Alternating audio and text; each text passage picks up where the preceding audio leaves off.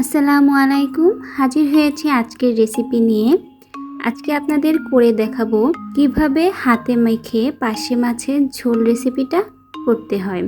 খুব সহজেই এই মজার রেসিপিটা ঝটপট আপনারা বাসায় তৈরি করতে পারেন। তো আশা করি আমার রেসিপিটা জুড়ে থাকলেই সব কিছু দেখতে পারবেন।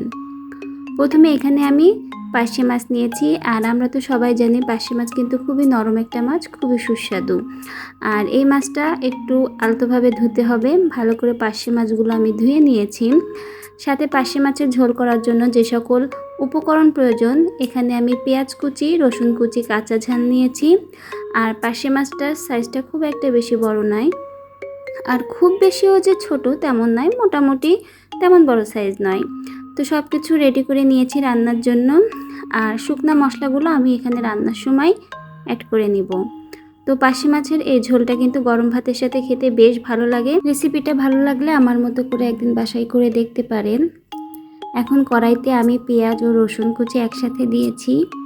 সাথে দিয়েছি স্বাদ মতো লবণ, হলুদ গুঁড়া, ধনিয়া গুঁড়া ও জিরা গুঁড়া। শুকনা মশলা সব কিছুই দিয়েছি, শুধুমাত্র শুকনা ঝালটা বাদে। এখন আমি সয়াবিন তেল দিয়ে সব কিছু ভালো করে হাতে মেখে নিব। ঝালটা আমি পরে দিব, কারণ ঝাল দিয়ে মাখলে আমার হাতটা জ্বলে। আপনাদের যাদের হাত জ্বলার সমস্যা থাকে না, তারা কিন্তু এখানে কাঁচা ঝালটা দিয়ে একসাথে মেখে নিতে পারেন। ভালো করে সব কিছু মেখে এখন আমি এর ভিতরে পার্শে মাছগুলো দিয়ে ভালো করে মশলার সাথে মেখে নিচ্ছি। মশলা মাখা হয়ে গেলে আমি মাছগুলো খুব সুন্দর করে সাজিয়ে দিব, কারণ মাছটা খুবই নরম, বেশি নাড়াচাড়া দিলে ভেঙে যাবে। তো এখনই আমি ভালো করে সাজিয়ে উপর থেকে কাঁচা ঝালগুলো দিয়ে দিচ্ছি। সব কিছু দেওয়া শেষ। এখন আমি এখানে ঝোলের পানিটা দেব।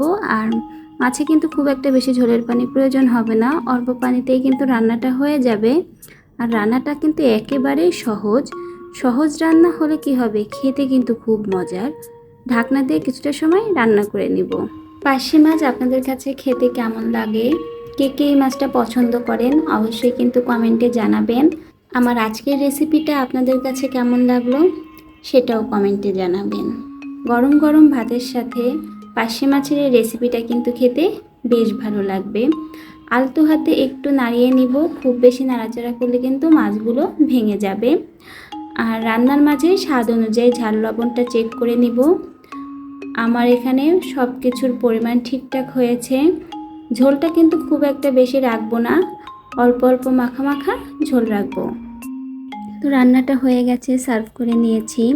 খুব মজার একটা রেসিপি সহজভাবে শেয়ার করলাম। রেসিপিটা আপনাদের কাছে ভালো লাগলে এভাবে একদিন বাসায় রান্না করে দেখবেন। ভিডিওটা দেখার মাঝে আপনি যদি লাইক করতে ভুলে যান, তাহলে এই পর্যায়ে এসে একটা লাইক করে দিবেন। আমার চ্যানেলে আপনি যদি আজকে প্রথম ভিডিও দেখে থাকেন, আর ভিডিওটা যদি আপনার কাছে ভালো লেগে থাকে, তাহলে এরকম নতুন নতুন রেসিপি পেতে সাবস্ক্রাইব করে আমার পাশে বন্ধু হয়ে থেকে যেতে পারেন। এতটা সময় নিয়ে আমার ভিডিওটা দেখার জন্য সকলকে অসংখ্য ধন্যবাদ।